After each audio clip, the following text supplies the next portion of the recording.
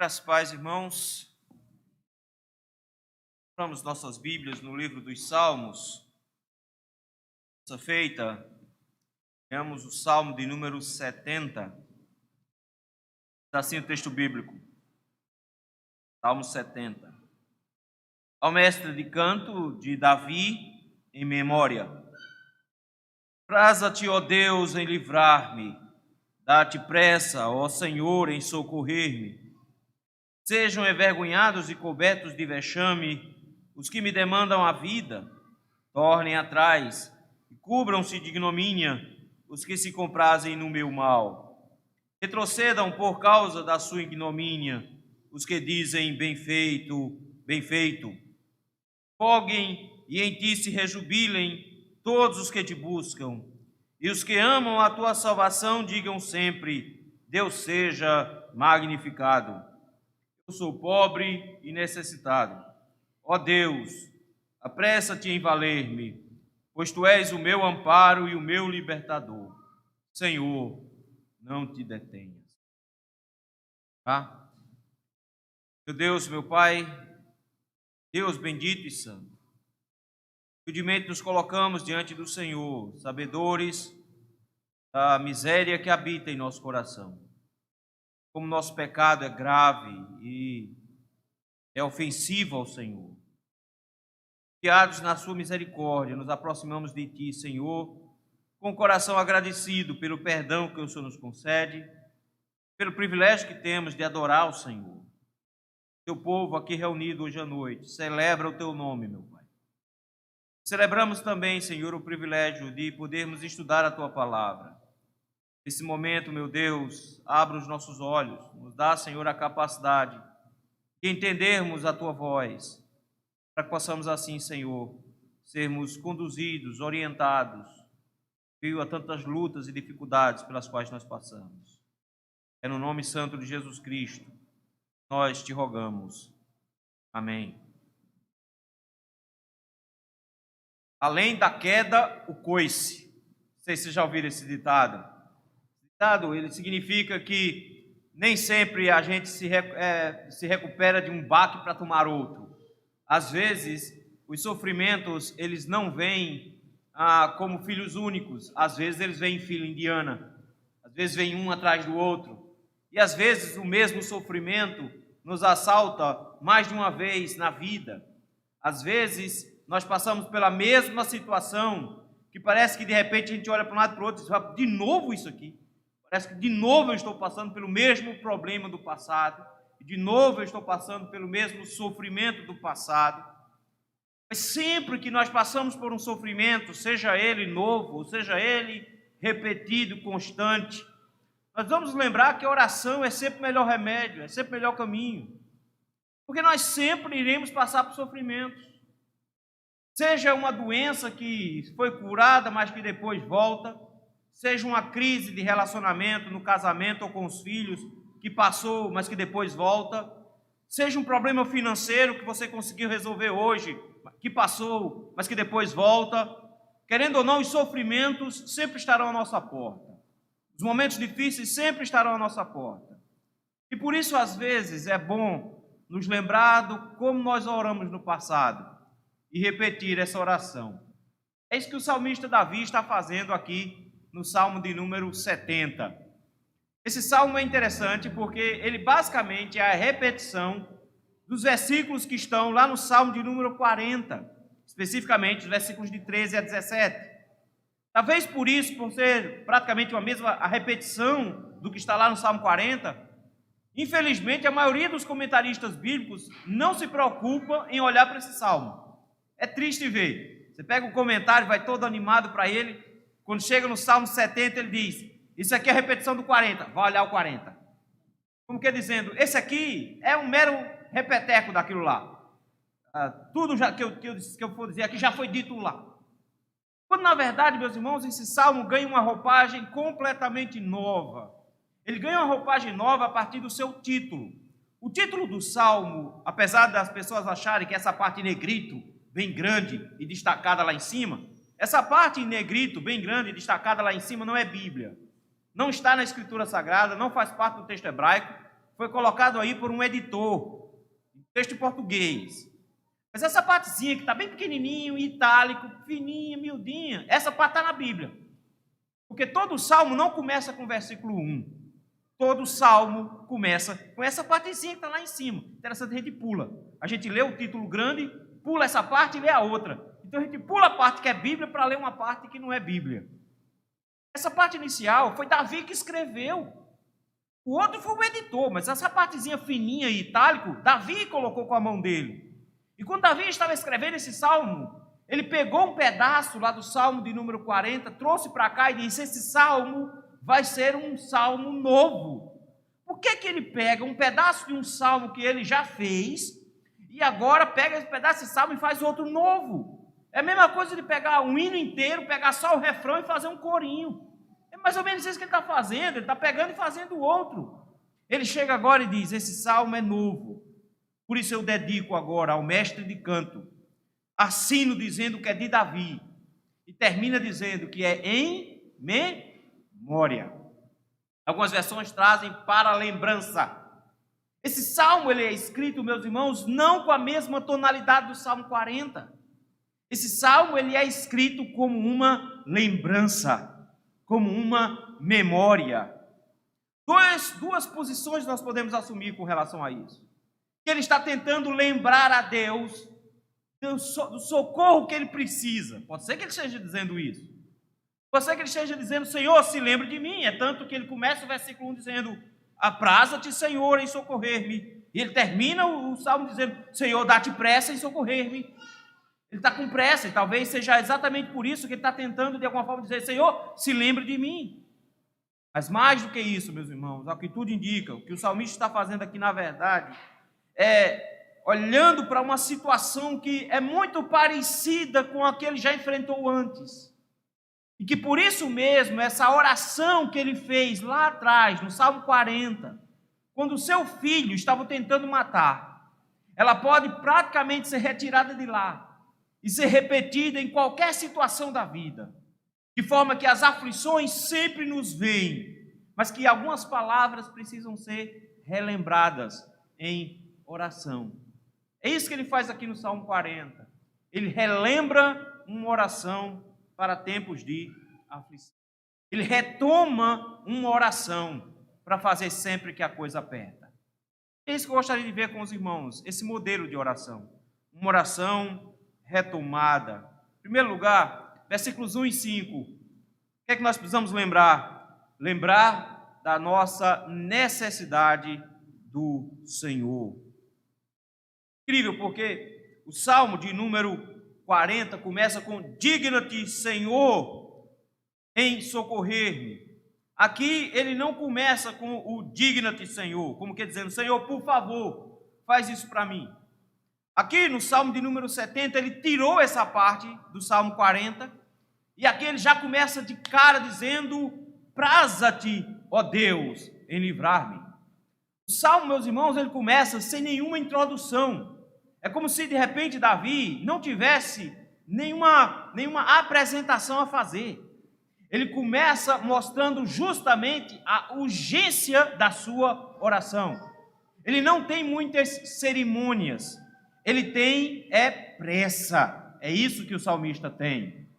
Nem sempre, quando a gente está com pressa, as gentilezas fazem parte da conversa. Já notou isso?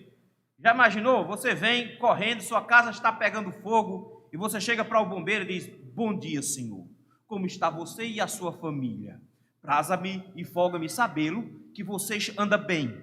Espero que estejam todos com saúde. Bem, eu gostaria de, por obséquio, solicitá-lo que você, juntamente com seus colegas, deem uma chegadinha lá em casa, porque a casa está pegando fogo. Quem diz isso, né? É fogo, meu amigo, é fogo. Está pegando fogo, não interessa. O cara, daqui a pouco o cara vai perguntar: onde é, meu amigo, que está queimando?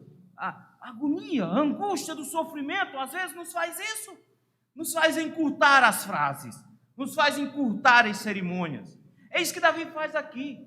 Davi não tem muitas cerimônias, ele começa de forma seca, direta, rápida. Ele diz: Senhor, eu tenho pressa. Senhor, se apresse em me livrar. Eu sei que pode parecer uma coisa estranha, como que se de repente Davi estivesse dizendo: Deus está lentamente tratando o meu caso. Não, não é isso. Davi não está denunciando a debilidade de Deus. Davi não está denunciando a lentidão de Deus. Davi está denunciando o seu desespero, a sua angústia. Ele está, em outras palavras, dizendo: Senhor, eu não suporto mais um segundo de sofrimento. Veja, não é uma questão de Deus demorar ou não, é Ele que não aguenta mais. É por isso que ele chega agora e diz: Senhor, eu não aguento, eu não aguento. E por eu não aguentar, ele diz: Senhor, dá-te pressa em livrar-me, seja rápido em livrar-me, porque minha condição já é uma condição de eu não conseguir mais sustentar a minha situação. Eu não consigo mais lidar com esse sofrimento. Quero que os irmãos notem, queridos, que em meio a essa pressa de Davi, o que ele está dizendo com todas as letras é: eu sou incapaz de resolver o meu problema.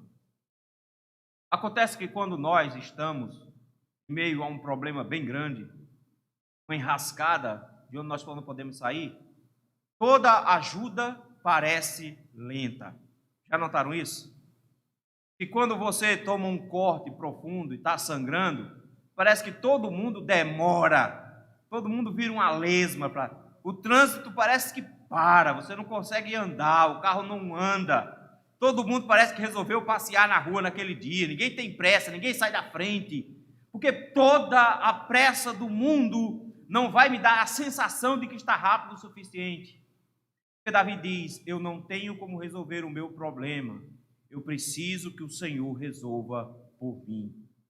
E quando a situação aperta em tal proporção que eu não consigo mais encontrar nenhuma saída para a situação, ele olha para os lados e diz: Senhor, eu só posso esperar que o Senhor me ajude. Ele diz: eu tenho necessidade total, completa do Senhor. Dá-te pressa, ó Senhor, em socorrer-me. Senhor, se apresse e envie em meu socorro. É como uma criança, queridos, que acabou de sofrer um acidente e grita para o pai: eu não posso sair desse lugar. Eu não tenho como sair daqui. Eu preciso que o Senhor me ajude. Venha logo. Venha logo. Por que ele acha isso? Por causa da situação em que ele se encontra. É muito difícil. Ele está aqui retirando de uma situação específica que ele viveu no passado para nos lembrar que nós sempre seremos assaltados por aflições e sofrimentos que parecem ser maiores do que a gente pode aguentar. Por quê? Por causa da nossa condição. Veja aí versículo 5.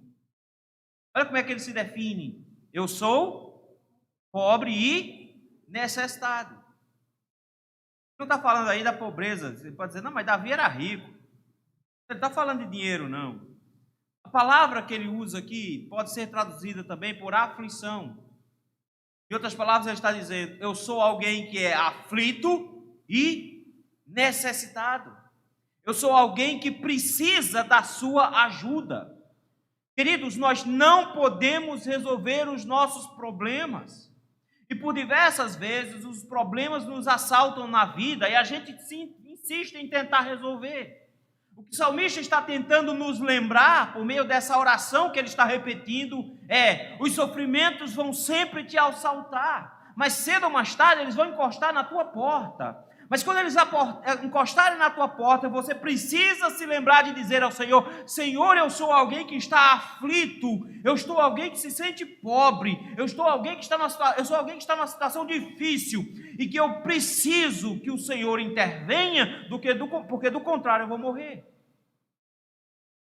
Dependência completa do Senhor. Ah, queridos, como isso é complicado. Porque nós somos arrogantes na maneira como nós lidamos com a vida.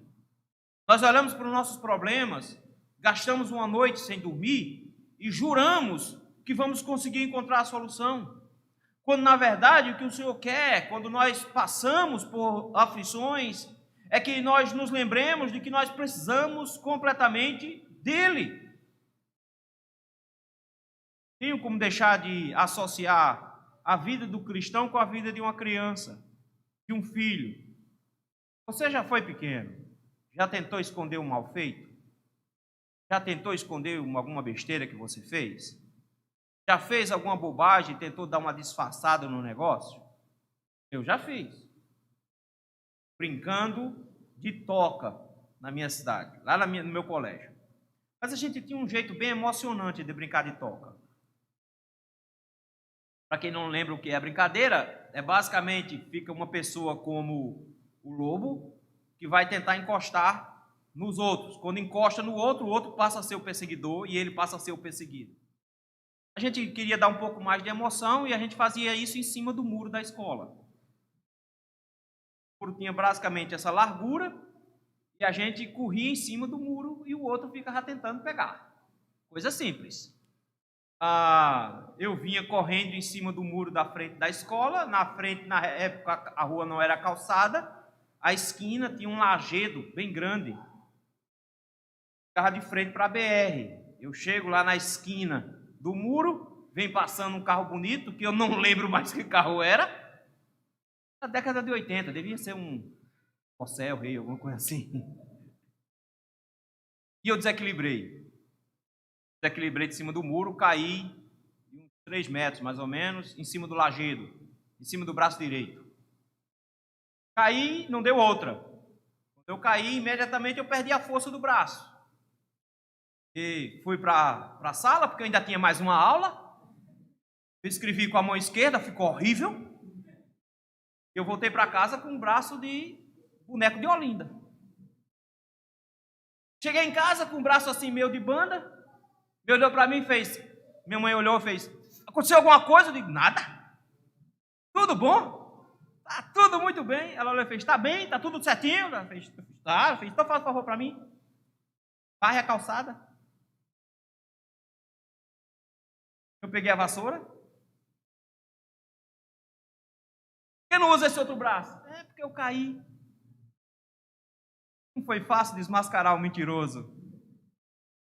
Por conta disso, eu fiquei de castigo a noite todinha com o braço quebrado, só fui para o hospital no outro dia. Vejam só. A gente faz isso, a gente tenta resolver o bronca, né? A gente faz uma bobagem, se quebra todinho, entra num processo de sofrimento, está doloroso, mas a gente pensa, vou ficar com isso, porque eu resolvo. Eu dou um jeito. Eu vou ficar por aqui, talvez o braço melhore. É só uma dorzinha momentânea, e a gente jura que a gente consegue resolver os nossos problemas. Davi chega aqui com todas as letras e diz, Senhor, eu não posso.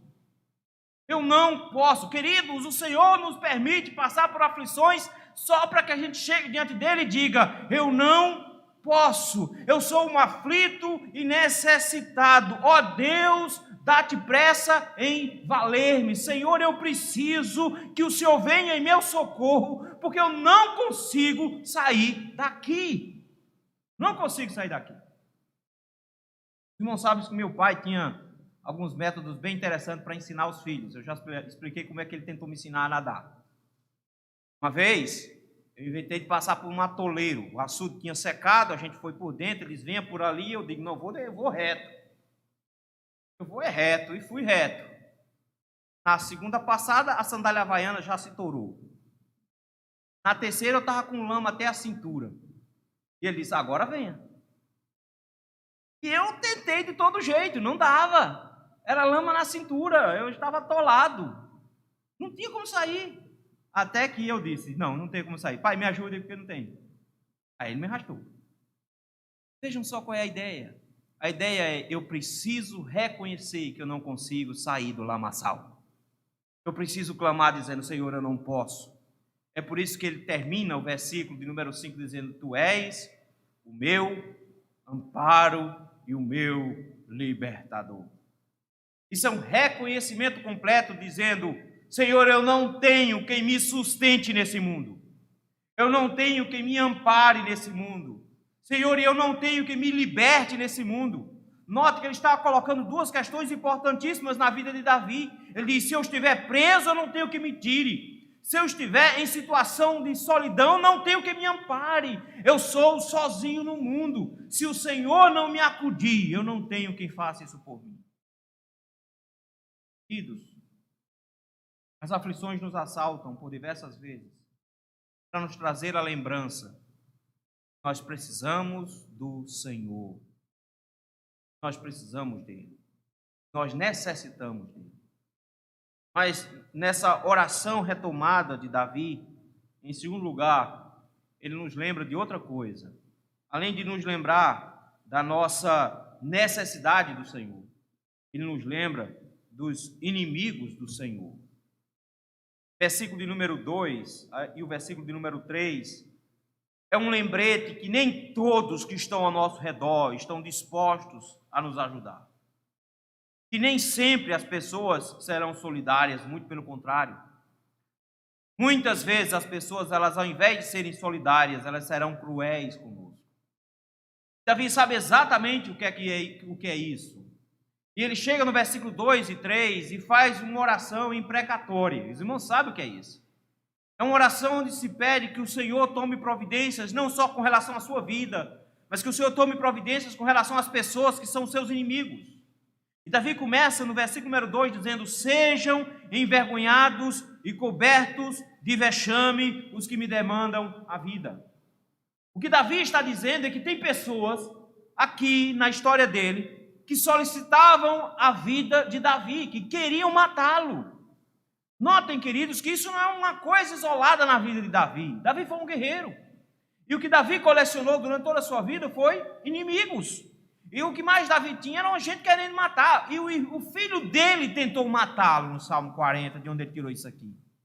Mas não foi o único. Muito mais gente tentou matar Davi. E Davi diz: Senhor, eles estão querendo me ver destruído. Eles me demandam a vida.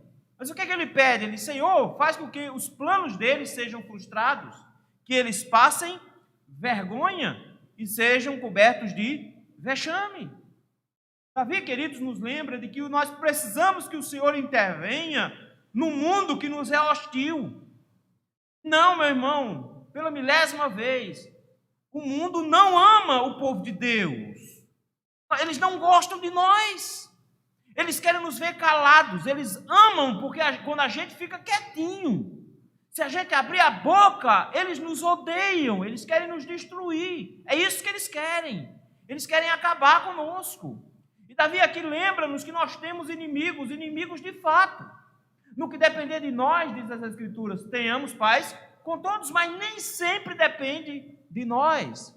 Às vezes os inimigos nos surgem. E surgem exatamente por causa da nossa fé. Davi chega agora e diz: Senhor, que eles sejam cobertos de vexame, que eles passem vergonha, que eles passem vergonha, porque eles estão me demandando a vida. Mas eu acho interessante os versículos, o final do versículo 2 e o versículo número 3. Ele usa a expressão aí, olha: tornem atrás e cubram-se de ignomínia, se comprazem no meu mal. Aqui a gente tem um sentido duplo, aqui. Tanto aqui como no versículo 3, retrocedam por causa da sua ignomínia. Tornem atrás, retrocedam. Davi está solicitando aqui é uma coisa parecida com conversão. Ele está dizendo: Senhor, destrua os planos deles, cubra-os de vergonha. Fui eu. Cubram-se de vergonha, que eles sofram o vexame, para que eles voltem atrás e reconheçam que estão errados. Um pouquinho mais à frente, Salmo 83, versículo de número 16, você vai ver Davi usando a mesma lógica. Versículo de número 16, ele diz assim: enche-lhes o rosto de ignomínia, sejam envergonhe-os, para que busquem o teu nome, Senhor. Sejam envergonhados e confundidos perpetuamente, perturbem-se e pereçam, e reconheçam que só tu, cujo nome é Senhor, és o Altíssimo sobre toda a terra. Então, ou ele está pedindo que haja uma conversão e eles se arrependam, ou ele está pedindo que eles reconheçam quando for tarde demais. Eu prefiro pensar que o que ele está dizendo aqui é: Senhor, faz com que eles reconheçam o mal que eles estão produzindo. O Senhor Jesus nos ensina a orar pelos nossos inimigos. E a oração que nós fazemos por quem nos persegue não é para que o Senhor os destrua, para que o Senhor os salve. Se são inimigos do Senhor, diz Davi, eu os odeio e odeio-os com ódio consumado. Se são inimigos do Senhor, são meus inimigos também. Mas se são meus inimigos, Senhor, converte-os. Salva-os, Senhor. Nós precisamos aprender, queridos, que de repente Davi parece colocar diante de nós a necessidade de transformar os nossos inimigos e eles serem alvos também da nossa oração. Jesus disse que amássemos nossos inimigos e o que mais? E orássemos por eles. Orar por ele. É estranho que os crentes hoje querem mais orar pelos inimigos, não. Eles estão igual os discípulos diante de Samaria. Não queremos você aqui, você vai para Jerusalém, vai embora. Chega os discípulos para Jesus e diz, Jesus, que coisa feia eles fizeram. Elias pediu fogo do céu, o senhor quer que a gente peça também? Torre esse bando de samaritano logo, resolve esse problema e pronto. Quer que eu peça fogo do céu, Senhor? Sabe qual é a resposta de Jesus? Vocês não sabem de que espírito vocês são. Vocês não sabem de que lado vocês estão. Vocês não entenderam como é que as coisas funcionam. Vocês não entenderam nada. Ele nos ensina, queridos, que nós precisamos orar pelos nossos inimigos. Ok, você tem orado por Bolsonaro, mas já orou por Lula? Dilma? Tem orado por eles, pela conversão deles, para que o Senhor derrame graça? Que os converta? Se você é do lado de Lula, já orou por Bolsonaro? Para que ele pare de se batizar no Rio Jordão e se converta de verdade? Já orou por ele? Ah, queridos, nós conquistamos inimigos e queremos a destruição deles. Davi diz, Senhor, eu quero que eles sejam envergonhados, que eles tenham seus planos frustrados, porque eles querem o meu mal, versículo número 3. Eles ficam dizendo, bem feito, olha aí o que aconteceu com ele, está vendo, bem feito. Eles ficam dizendo isso, Senhor, mas envergonhe-os. Envergonhe-os, para que diante da vergonha eles voltem atrás e reconheçam que o Senhor é Deus. Se não reconhecerem para a salvação, mas que reconheçam pela evidência dos fatos. Queridos, nós precisamos nos lembrar dos nossos inimigos em nossas orações também. E Davi tinha muitos, e ele chega aqui e diz, eu oro por eles, Senhor. Oro por eles porque eles querem destruir o teu povo. Oro por eles porque eles querem acabar com a minha vida. Oro para que o Senhor frustre os planos deles e os envergonhe. E que nesse processo o Senhor os faça voltar atrás, nesses intentos que eles possuem. E nos leva, meus irmãos, em terceiro lugar, nessa oração retomada, uma terceira lembrança. Ele nos disse, lembre-se da sua necessidade do Senhor. Lembre-se dos inimigos do Senhor. E ele diz no final, lembrem-se dos filhos do Senhor. Versículo de número 4. Interessante porque no meio há sofrimento e uma oração de terror, de angústia, a ponto de o salmista dizer, Senhor, dá-te pressa em socorrer-me. Ele lembra do povo de Deus e lembra da salvação que Deus concedeu ao povo de Deus. E no versículo 4, ele traz-nos uma exortação incrível. Ele diz, folguem e em ti se rejubilem todos os que te buscam. Ele chega agora e dá uma exortação para o povo de Deus como um todo. Ele diz, os meus sofrimentos não são para te comover a ponto de você passar a não enxergar a graça de Deus. Queridos, como nós queremos que as pessoas se comovam conosco e que passem a lamentar conosco, mas que parem de enxergar ao mesmo tempo a graça de Deus. O salmista chega aqui de repente e diz, eles precisam folgar e jubilar. Não é uma alegria simples. Gente, dá um sorriso de canto de boca porque Deus é bom. Não, não é isso não. Ele chega agora e diz, vocês precisam fazer uma festa. Não é porque o salmista está no meio de uma aflição. Não é porque ele está pedindo que o Senhor se apresse em socorrê-lo, que o povo de Deus deve entrar em depressão. Ele diz, não, o povo de Deus deve se alegrar. Sabe por quê? Olha aí, folguem e rejubilem todos os que te buscam. Todos os que buscam o Senhor. Buscar o Senhor, meus irmãos, não é orar a Deus. Não é fazer oração quando a coisa aperta. Buscar o Senhor é praticamente se tornar o seu adorador, se tornar devoto de Deus. Ele está dizendo, todos aqueles que são servos do Senhor, todos aqueles que se tornaram filhos do Senhor, que fazem parte da adoração ao Senhor, todos esses devem folgar, se alegrar, eles devem ficar felizes e fazer festa. Olha a expressão que ele usa em seguida. Esses que buscam o Senhor são os que amam a tua salvação. Aqueles, queridos, que foram alvos dessa salvação e amam essa salvação que o Senhor providenciou a eles. Ele nos lembra, queridos, que o povo de Deus, mesmo em meio às aflições e mesmo em meio às situações tão difíceis que não podem sair delas sozinhos, esse povo ainda tem motivo de sobra para a felicidade. Ele se lembra desses irmãos em oração, dizendo, Senhor, que eles se alegrem, que eles festejem, porque eles têm motivo de festejar. Eles amam a tua salvação. Queridos, nós somos levados a permitir que as situações da vida ditem as nossas reações. E a gente é arrastado por elas. Ser uma pessoa feliz? Mais ou menos, porque não estou numa fase boa. Espera aí, você precisa de uma fase boa para ser feliz? Você precisa de uma época boa na sua vida? É isso que você precisa?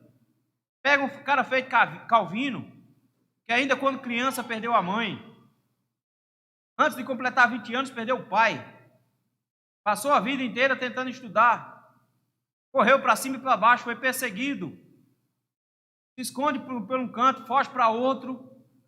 Tinha mais doenças que eu podia contar. Calvino enfrentou enxaqueca por mais de 40 anos, numa época que não tinha analgésico. Você tem noção do que é isso? 40 anos de enxaqueca. O cara tinha gota, numa época que não tinha remédio para gota. Calvino tinha uma quantidade enorme de doenças. Tinha tanta doença, mas tanta doença, que quando ele estava para morrer, ele diz, o pessoal não acredita que eu vou morrer. Ainda ontem eu desmaiei, mas o povo não acredita, porque vivia desmaiando. Você vê um homem que teve filhos com a primeira mulher dele, mas todos os filhos morreu ainda criança. Sobrou um. Para piorar, depois, logo em seguida, a mulher dele, que ele amava, morreu também. Ficou viúvo pro resto da vida. Ele mesmo falando para um amigo dele, outro pastor, que quando perdeu a esposa, disse, meu coração foi estraçalhado. Eu foi isso. Um homem que só sofreu a vida toda. Ele mesmo diz de que acordou várias vezes à noite com um tiro na porta. Só atirando na porta dele, porque não gostava da pregação dele. Um homem que foi perturbado, que nem para ganhar o salário direito ganhava. Porque o povo, a igreja não tinha como, não pagava Calvino direito, pagava em vinho. Imaginou? Ele ganhava o salário dele em vinho. E tem uma hora que ele reclama, só me dá um vinho ruim. Pagava em vinho, ainda pagava com vinho ruim. É triste ver Calvino escrevendo o seu testamento, dizendo o que ele vai deixar. Tem nada. Vida inteira de sofrimento, de dor, morreu cedo, morreu muito cedo. Mas por que ele tinha motivo de se alegrar? A salvação em Cristo. Não interessa, meus irmãos, quantos sofrimentos nós estejamos passando, o povo de Deus ainda tem motivo para festa. Eles amam a salvação do Senhor. Eles amam o Senhor e a sua salvação. Eles buscam ao Senhor, eles adoram ao Senhor, e por isso eles dizem sempre, versículo número 4, o que é que eles dizem? Deus seja magnificado. Deus seja louvado. Nada de reclamar de Deus em meio aos sofrimentos. Nós somos alvos da salvação do Senhor. Davi nos lembra que o povo de Deus, ao orar, deve sempre glorificar a Deus, porque não importa quais sejam os sofrimentos pelos quais nós passamos, o Senhor nos dará a recompensa final, que vai valer a pena qualquer sofrimento que venhamos a enfrentar nesse mundo. O Senhor nos dará a salvação eterna em Cristo Jesus. Quando eu olho para essa oração, meus irmãos, me lembro de Cristo, que passou por angústias tão terríveis quanto Davi, ou até piores que ela. Me lembro de alguém que no jardim do Getsemane ora dizendo: Senhor, me ajude, me acuda. E na mesma angústia que Davi pede pressa para que Deus o ampare. Da mesma maneira como ele, meus irmãos, ele ora dizendo que os seus inimigos o estão acuando. De acordo com o Salmo, eles se juntam como fortes touros de Bazã, como leões tentando devorá-lo. Mas ele também ora por nós, por mim e por você, dizendo: Senhor, eu peço por eles que ficam. Eles serão desbaratados agora, mas eu peço por esses e por aqueles que o Senhor ainda vai me dar, para que eles entendam a minha glória e a minha salvação. Ah, queridos, nós também precisamos aprender a orar. Por isso, se você está passando por alguma aflição, por algum sofrimento, por alguma angústia, o Senhor te faz lembrar agora como orar. O Senhor te lembra uma oração que você deveria aprender a repetir, não como uma reza sem passar pela sua cabeça, mas como uma oração cujas palavras serão válidas para sempre. Em primeiro lugar, queridos, nós temos o desafio de nos lembrar de que em nossas orações nós dependemos completamente de Deus e nós solicitamos dele ajuda, nós pedimos ajuda, nós não decretamos, nós não determinamos, nós não dizemos a Deus o que ele tem que fazer. Nós humildemente, humilhados, dizemos: Senhor, tem misericórdia de mim e se apresse em me acudir, porque a situação está quase insuportável. Nós precisamos aprender a dizer a Deus, meus irmãos, da nossa urgência, da necessidade absoluta que nós temos dele e saber que só ele pode nos acudir em toda e qualquer situação. Então, uma maneira estranha de pensar que as dificuldades da vida, nós temos graus diferentes de dificuldade. Se for alguma coisa besta, a gente toma uma aspirina e resolve. É uma gripezinha. Peguei uma gripezinha, vou tomar um paracetamol e está resolvido. Mas Deus é tão bom que colocou um negócio parecido com uma gripe, para que todo mundo, quando espirra hoje, nunca pensa que é uma gripe. Já notou isso? Espirrou: misericórdia, Jesus, misericórdia, misericórdia, Jesus. Não seja Covid. Começou a tossir: ixi, Jesus, aí agora, papai? Já começou a orar: mas na gripes antes o senhor não precisava de Jesus. Nas gripes de antes você só precisava de AS. Era tudo que você precisava. Agora você precisa de Jesus. Não, meus queridos, porque qualquer gripezinha pode virar uma pneumonia. Qualquer pneumonia pode virar uma infecção generalizada. Acabou. Você morre. Em todas as coisas nós precisamos do Senhor. Foi só uma espetadinha no dedo com um prego. Só isso. Vira um tétano e você morre. Não, queridos, nós não precisamos do Senhor só nas grandes coisas. Nós precisamos do Senhor em todo momento. Ao orarmos, nós precisamos nos lembrar que nossas aflições só têm solução no Senhor. Além disso, queridos, lembre que o mundo nos odeia. Aprenda a orar dizendo: Senhor, envergonhe o mundo. Estava conversando com os presbíteros essa semana justamente sobre isso. E como é ridículo a forma como o mundo se porta, tudo com comprovação científica. O vírus, ele funciona no restaurante só a partir de 1,5 metro de altura. Então ele anda nessa faixa de 1,5 metro dentro dos restaurantes.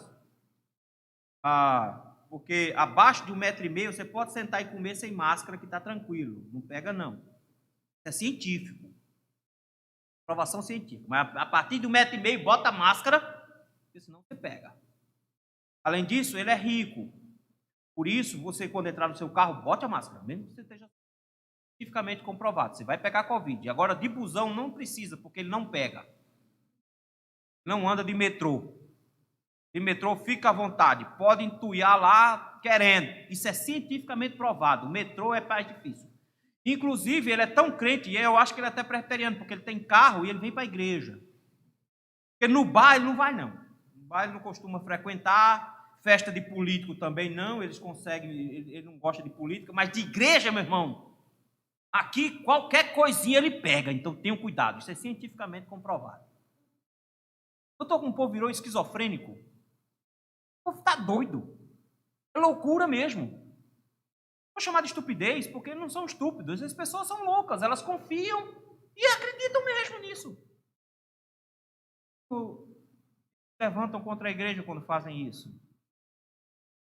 E nessa loucura que eles vivem, nessa esquizofrenia coletiva que nós estamos vivenciando, nós precisamos aprender dizendo: Senhor, envergonhe a ciência, envergonhe esses cientistas, envergonhe o mundo que persegue a tua igreja e converta-os. Faz com que eles voltem atrás e faz com que eles enxerguem a estupidez da vida deles sem Cristo. Porque não adianta, meus irmãos, sem Cristo qualquer coisa assusta. Sem Cristo, tudo na vida perde o sentido e tudo vira uma tremenda de uma loucura. A sabedoria dos homens é loucura para com Deus. Vamos orar por eles e orar pelo povo de Deus, para que o povo de Deus se lembre de que o motivo da sua alegria é a salvação em Cristo e não as condições do mundo. Precisamos nos preparar para dias difíceis que virão pela frente. Virão dias difíceis não é só para o pastor não que vai ser preso, não. Virão dias difíceis para os membros da igreja também. Vocês vão começar a passar por aperto também. Não pense nisso não, que é diferente não. Vão perder emprego, vão perder negócio, vão passar por situação difícil. A gente precisa se preparar para isso. Ah, pastor, então é dias de tristeza. Pelo contrário, alegrai-vos e exultai, porque é grande o vosso galardão nos céus. O povo de Deus se alegra pela sua salvação, não pelas condições que ele está. Precisamos nos lembrar de orar, dizendo: Senhor, dá que o teu povo se alegre pela sua salvação na pessoa de Jesus Cristo. Além da queda, o coice. Expressão usada para quando você caía do cavalo e o cavalo te dava uma patada ainda. Então, você tinha dor nos quartos da queda e a dor nos peitos por causa do cavalo. Às vezes a vida é assim. O Senhor nos faz cair e ainda apanhar mais ainda depois que cai. E a gente passa por aflições novamente. A solução? Orar. E às vezes, orar de novo, uma oração que a gente já fez. Davi nos lembra que ao orar ele pediu que o Senhor tivesse pressa em socorrê-lo, porque ele precisava somente do Senhor. Que o Senhor visse os inimigos dele, calasse a boca dos seus inimigos e os fizesse voltar atrás.